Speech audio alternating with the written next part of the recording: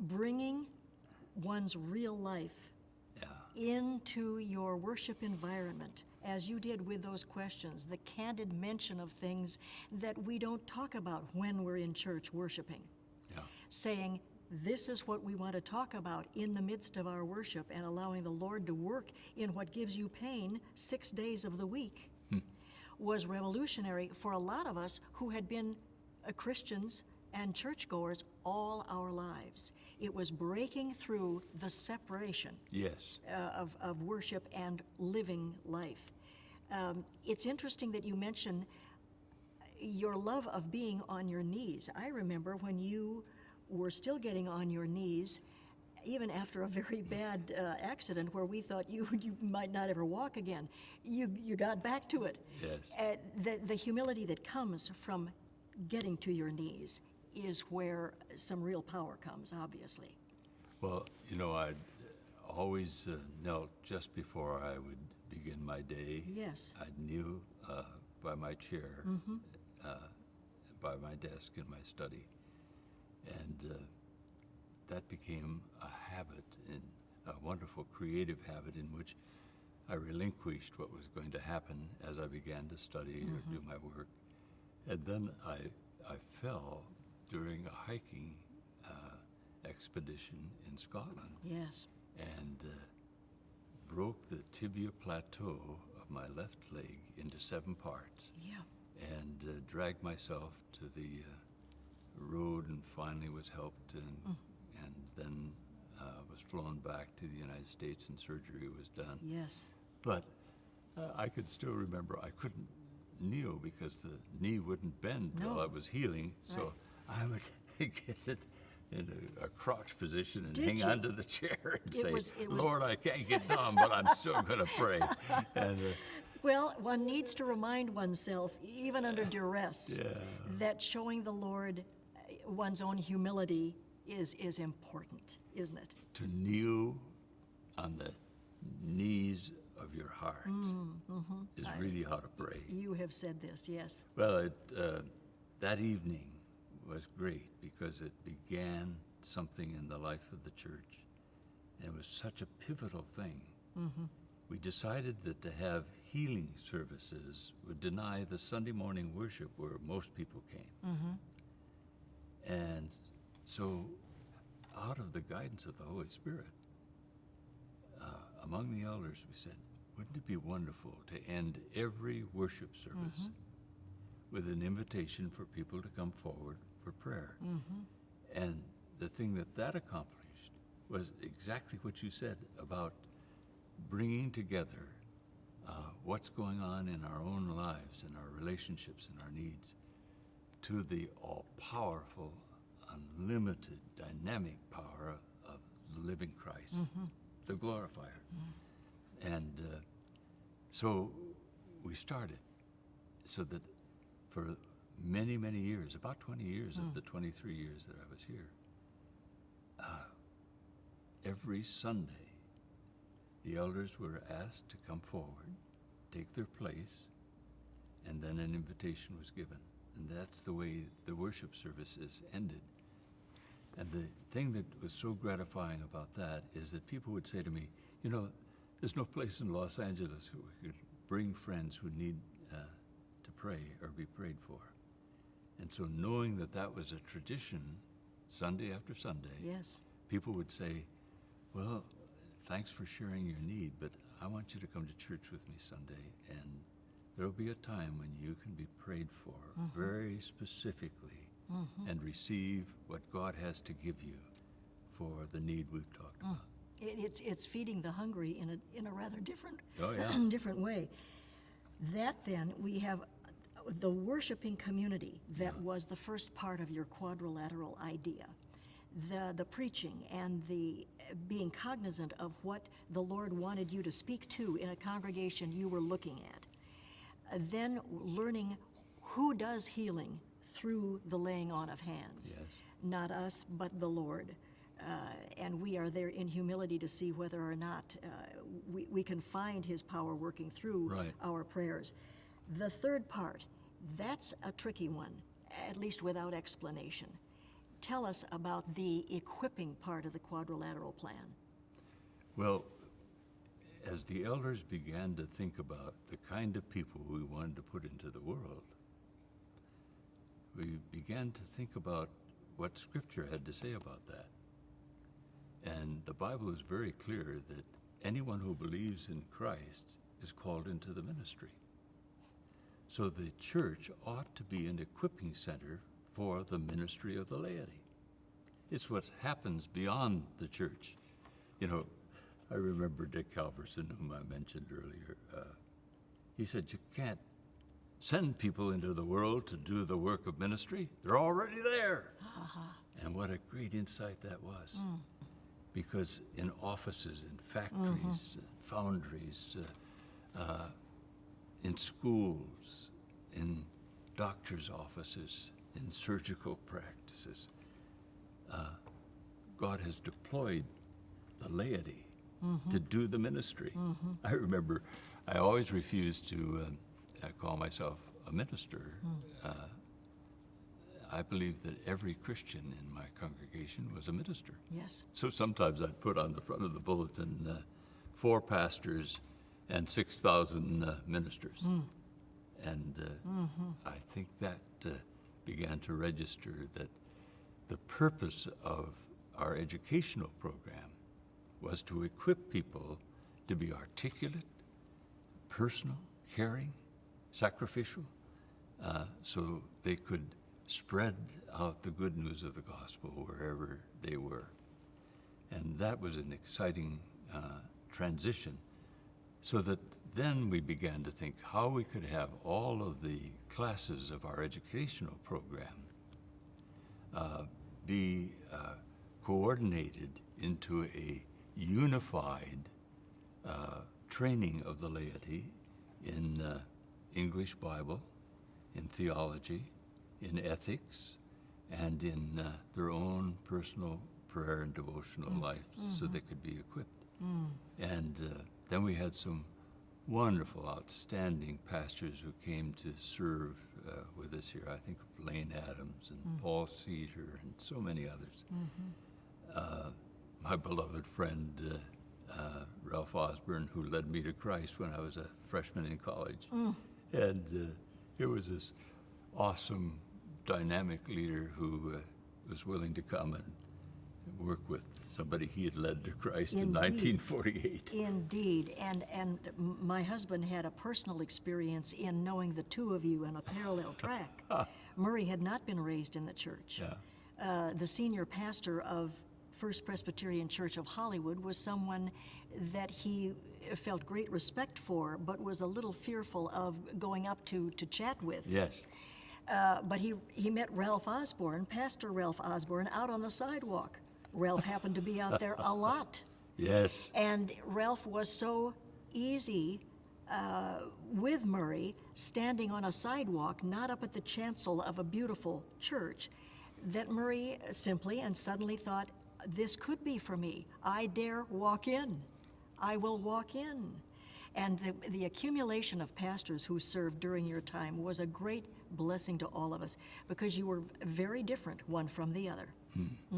And many of them taught classes, and then we gathered one program together and called it a seminary for the laity, and they taught in that, and we brought the surrendered mind together with a surrendered emotion, and then an inspired volition to follow Christ. And the training of the laity in the educational program was for their ministry in the world. And in the midst of that, you made sure that we were involved in small prayer groups, the church in miniature, I think you called it, so that we could not only share with each other and talk to each other, but be accountable to each other. Yes. Most important for one's continued vital ministering. Then, from that, the training and the getting the courage and confidence to know you don't have to go overseas in order to be a missionary, Then we get to that fourth leg of the quadrilateral church, which is yet another level of comeuppance, so to speak. And I remember a specific trip you took to the Asian Rim during those days, did you not? I did that, and I did that with my son Andrew. Yes. And he was there with me all through that trip. We went to all of the mission projects and programs that this church had sponsored all over Asia. And it was true of all of the continents of the world. This church was a missionary church from its inception, but it grew over the years, and it was a dynamic program that sought to bring Christ to people all over the world. And to become pastor was like joining a movement, a missionary movement, and I was just one of many reaching out.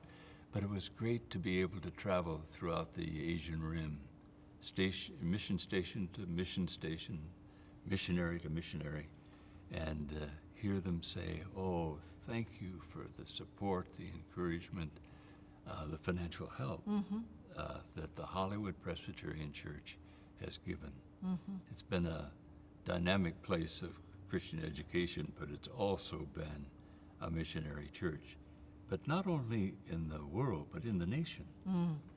And then I've always been so impressed with the outreach of this church to the community.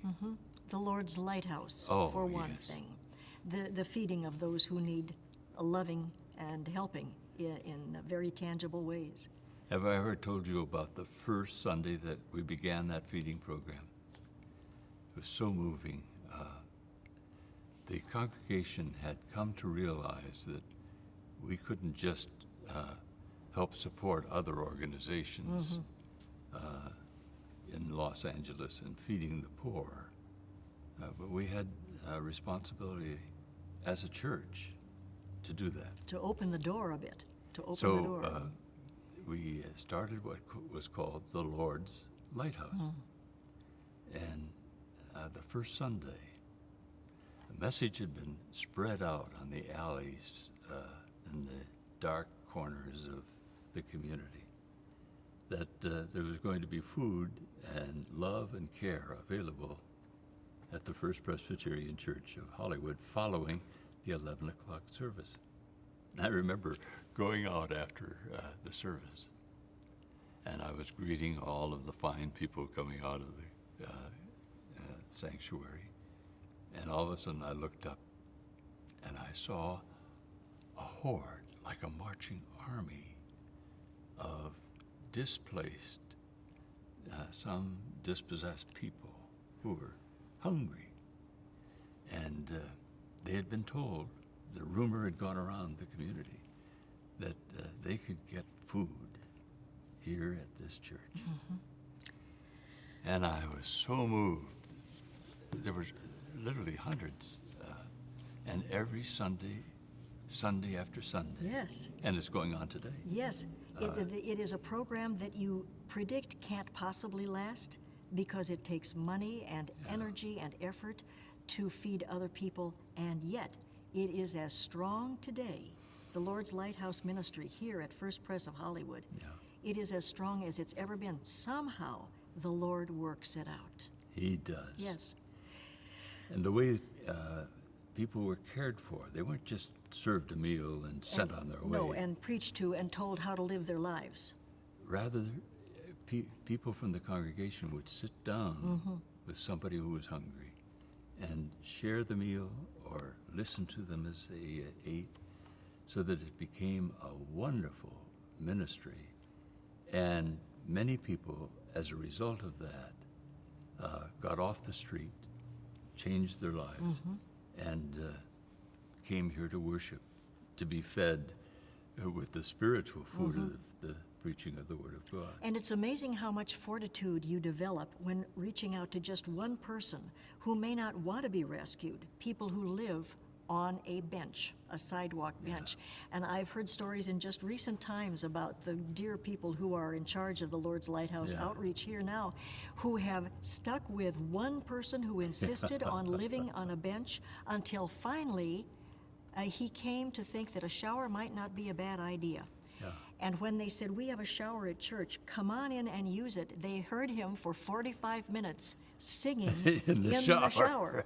He got clean, and he got a dose of the love without any strings attached Or that was judgment. found here, or judgment of him, yeah.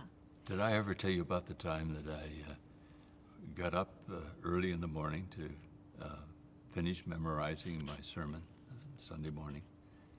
And as I got dressed and went over to the dresser in our bedroom and pulled off all of the bills that I had put there the night before, stuck them in my pocket. Bills. Yeah, Yes. dollar bills. Uh-huh.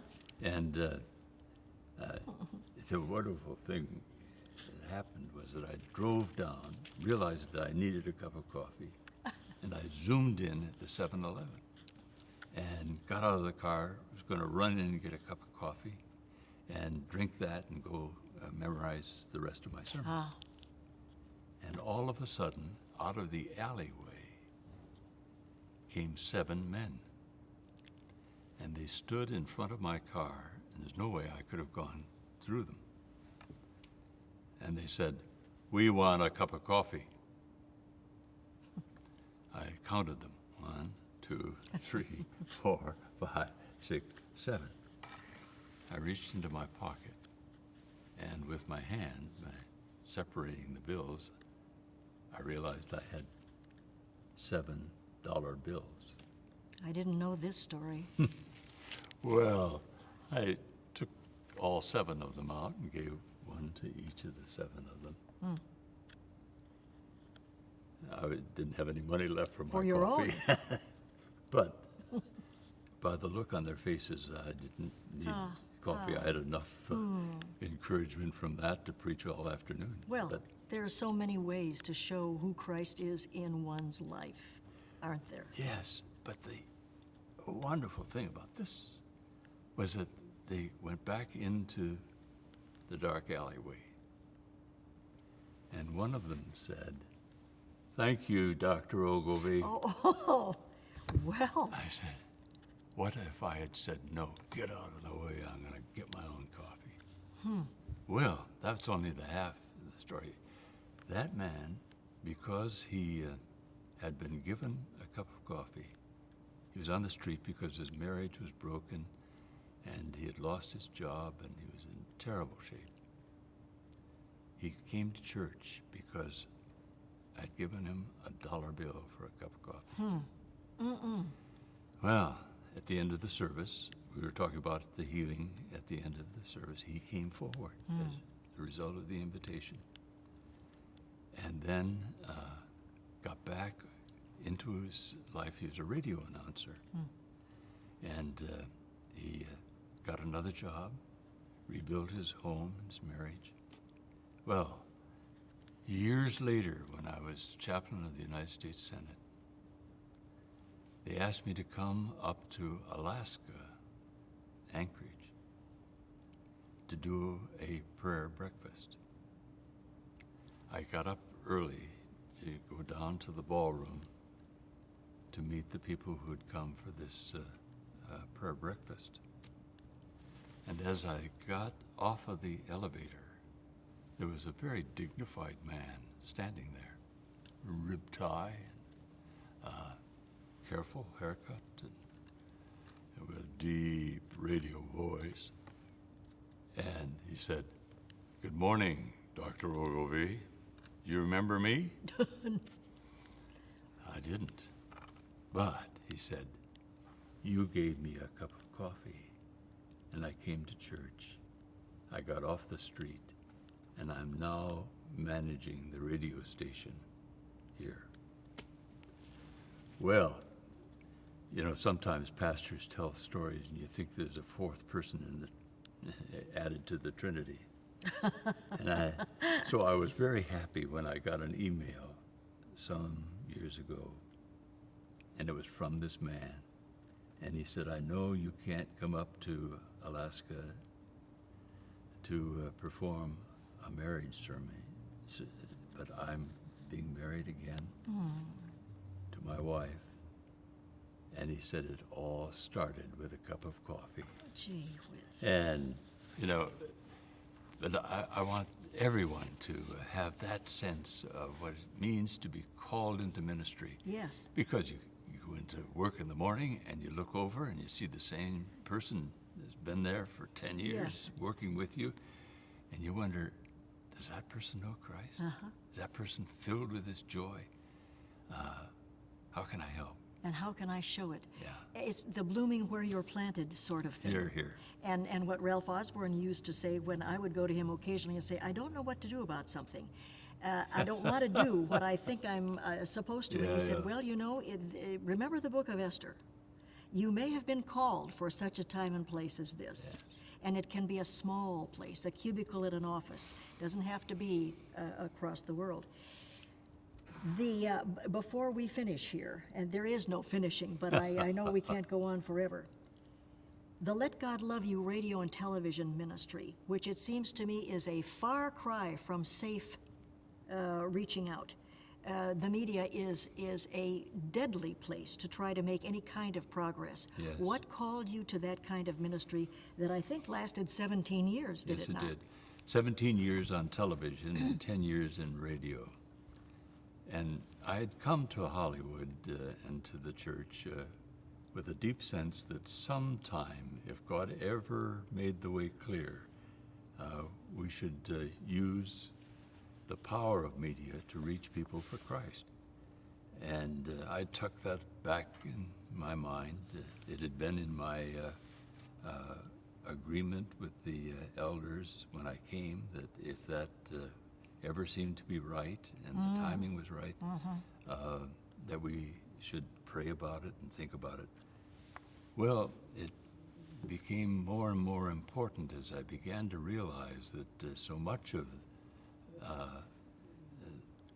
the use of media by clergy and religious leaders missed the mark. I began to wonder how we might do this. So I tried a lot of different formats. One of them was an interview program, and I had wonderful friends like Jimmy Stewart and others take part in that. And then we couldn't finance it, and it didn't seem right. We tried other formats. And then one of the elders of the church came to me and he said, Lloyd, I think what we should do is have a program in which you preach, and we feature that wonderful choir, and I think that's what you ought to do. And if you're willing, I want to pay for just one program. So you would give a sermon, and we would hear this marvelous choir, and that would be the bulk of the Yes, program. right. Uh-huh. And before we started, however, the wonderful director came to me and said, I'd like to talk to you about this. And he set up a camera right in the middle of my office, and he said, look into the lens. There's 1 million people out there. What do you want to say to them? Well, it just came so clear. It just dominated my mind. And so I looked into this little lens, and I said, I really care about what concerns you. If you will write me and tell me what is your deepest question and your most urgent need, I promise that I will study the scriptures and find God's answer for you. Well, what I didn't know was that that was attached to the first program, the trial program. Oh. You were trapped. Wow, I'd made a promise. And the response was mailbags full. In those People days, it was not emails, it was envelopes. That's right. And people would say, do you really mean it? I didn't think anybody cared. If you really want to know, and then they'd give me their need or their question. And that gave us the inspiration. And the man who had given the money for that one program came back and said, I think you ought to do 13. And he had gone around among some of the members of the church and gathered enough money to sponsor 13 programs. And that's how it started. It's interesting how I was deeply impressed by the fact that with Christians and with non-Christians, the missing ingredient is the response of the will. You know, we're intellectually endowed, emotionally encouraged, and volitionally, with our wills, are given the opportunity to respond to God's love. So I knew the will was the crucial aspect that needed to be the central focus of that program, so that people could respond volitionally as well as intellectually and emotionally. And I had read C.G. Jung, the great psychiatrist, and he said the key to understanding Jesus' ministry was the fact that he emphasized the volition, the response. He said, "Come, follow me," and left their fishing boats and their tax collecting booths and followed him, became his disciples. Jesus touched the volition. So the words, "Let God love you," seem to approach that dynamic nerve center of the will. Let it respond. You know, allow him. You know, he's on all sides in your mind, moving into your emotions. He's in every aspect of your life. Now, let go. Let him love you. And that was the title of the television ministry. A 17-year ministry in a medium that costs so terribly much money just to turn the lights on is an interesting and strong run, especially when, and I remember it well, that 17 years was so attentive to others. It did not come from a place of strong ego. You did not become the rich and famous who built a castle on the hill. You were there as the servant, and people, I think, really understood that you meant to be that. Yes. 17 years of that ministry, 23 years here at this very church, the First Presbyterian Church of Hollywood. And I remember sitting in the front rows many, many times, involved with people who continued to come forward, as they do today. Then the Senate calls. We were concerned. And then we realized that what you'd been telling us about ministry all these years perhaps was pointing us in the direction of allowing our ministry to continue through your going to the Senate. Did you feel that way about it? I did, and that was one of the most encouraging things, to realize that I could leave this ministry in the First Presbyterian Church of Hollywood and go almost as a representative of the church, as a part of their outreach and mission. And I realized that I had their prayers every day, and the work of the chaplain is a challenging one, and it requires that you be nonpartisan, and that you don't promote politics, but that you care for people. And I prayed that I might find a way to reach the leaders of the nation. You know, the 100 senators are the most powerful people in the world. But many of them think that they got there by their own hard work and cleverness and intellectual capacity, or political maneuvering.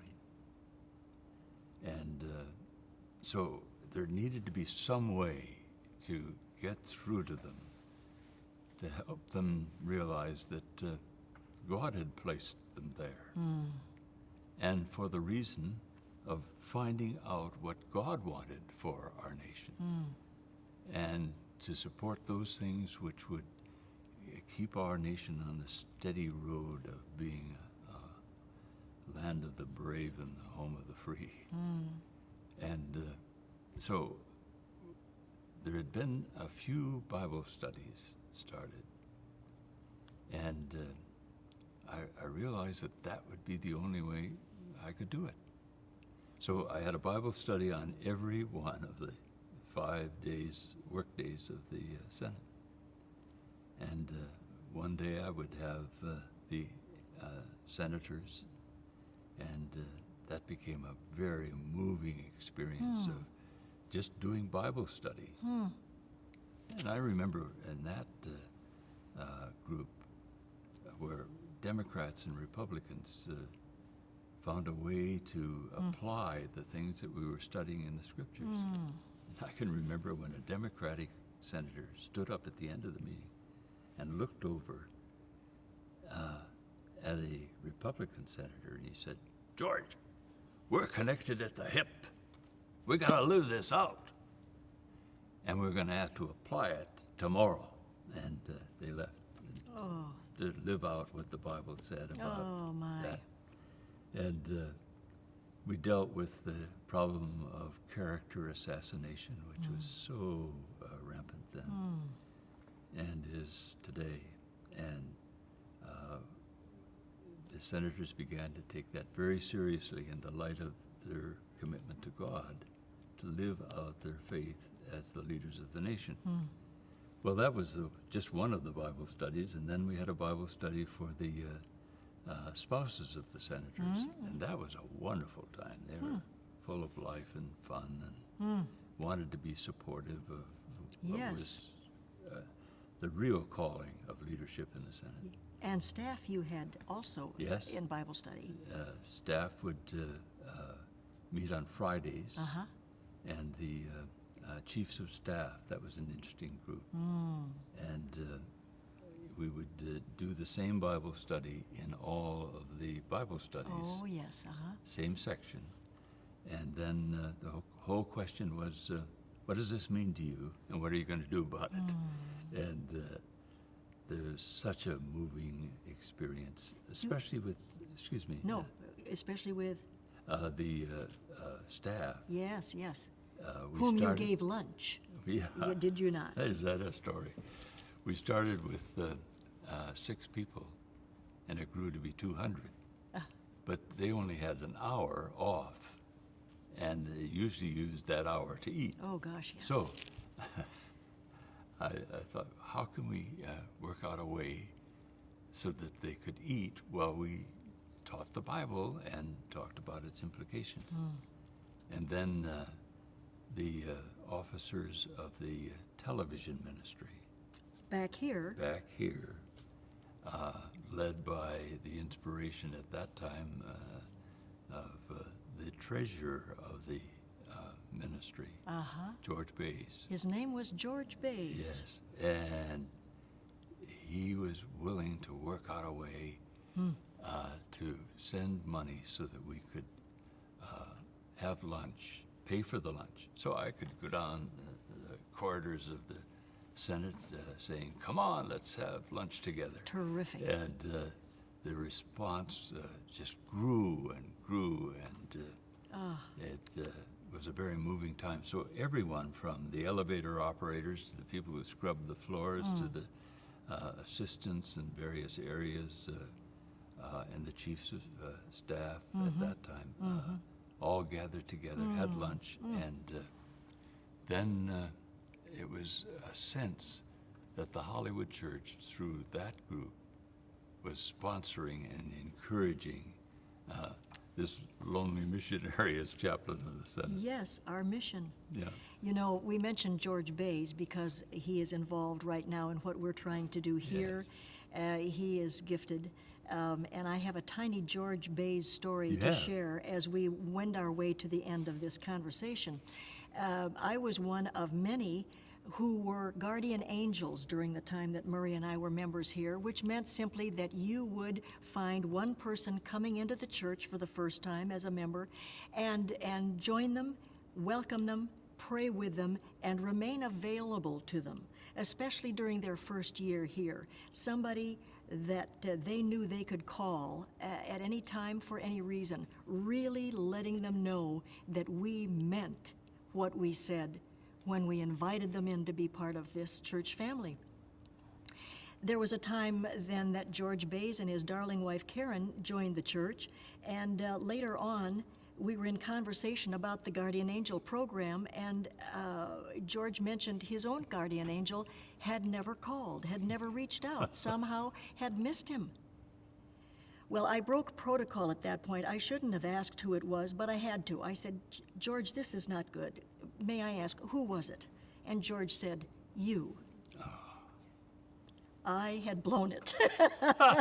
And fortunately, he is still a strong Christian today. Hear, hear. I didn't ruin him. But it was one of those lessons again that says people don't forget. And when you promise to come alongside, they need you to come alongside, and they want it. The Quadrilateral Church, it sounds complicated, and it could be, but it isn't.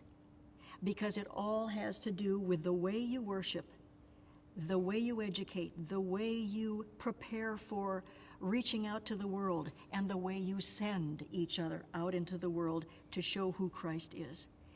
Can you now, as we finish here, and by the way, may I say that Dr. Ogilvie has written a book that talks about all of this, and I pray that somehow, someday, it will be in every Christian seminary in the world. Truly I do. It is the book that had to be written about where we are as a church.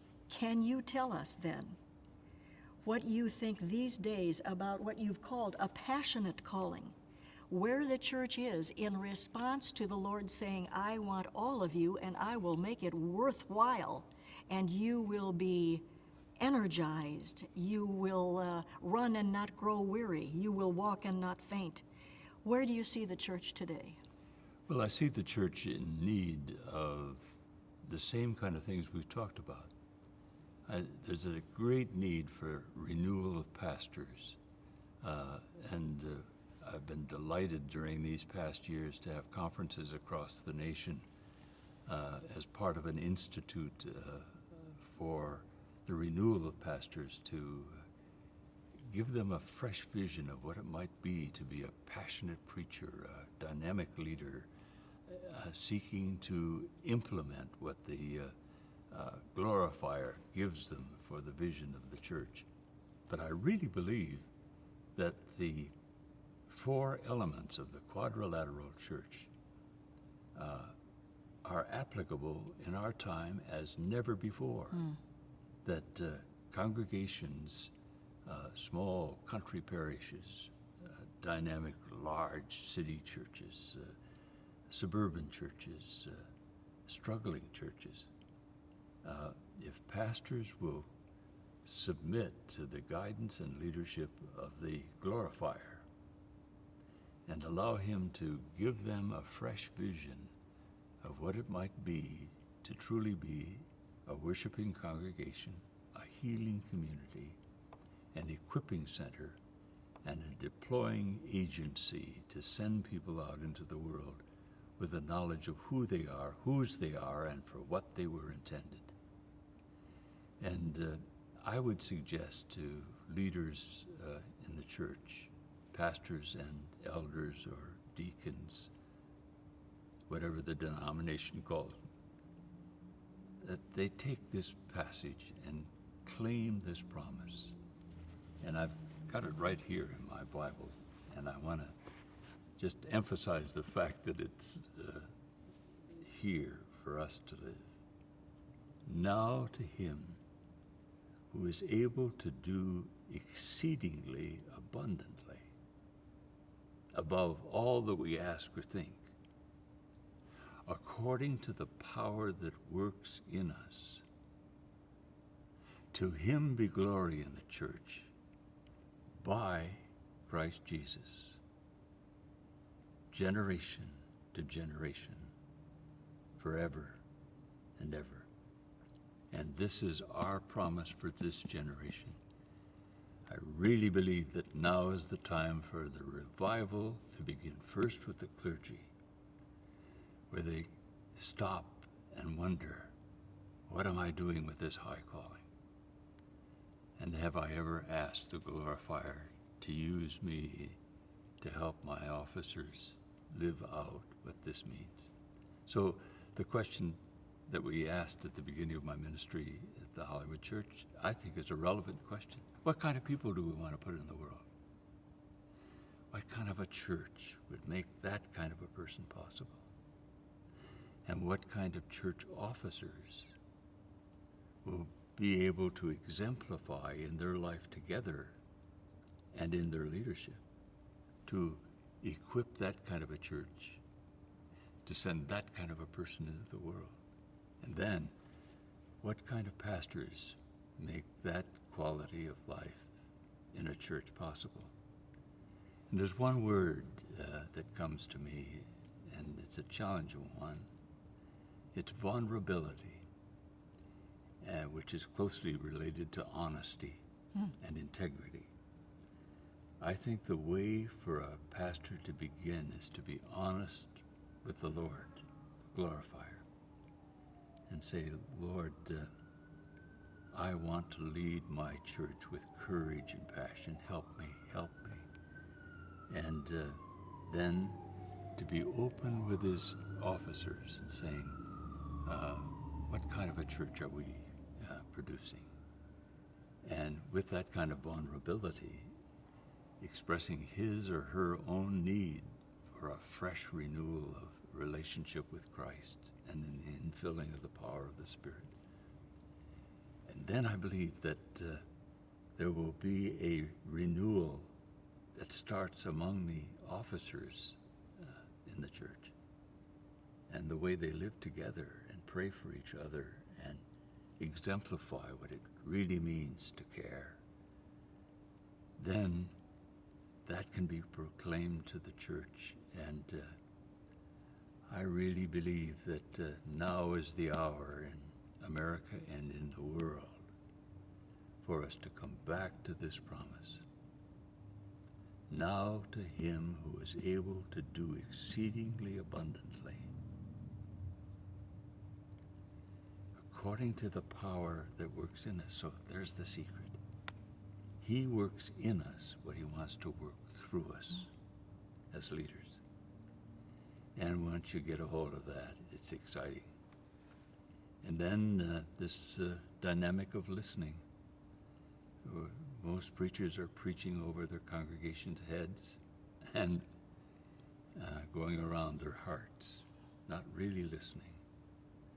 And when preaching becomes dialogical, where you listen to your people and their needs and anguish and anxiety and fear and frustration really grips you, then you turn to the scriptures and say, Lord, help me, help me. I want to speak to people where they are and not just preach sermons. And when that happens, it's like taking a hold of a live wire. And Stephanie, I want to tell you, it's electrifying. It's good to see that Lloyd has the same energy that we saw years ago. He doesn't manufacture it himself. He knows from whence it comes. It's been a privilege. Thank you. My privilege too, Stephanie. Thank you.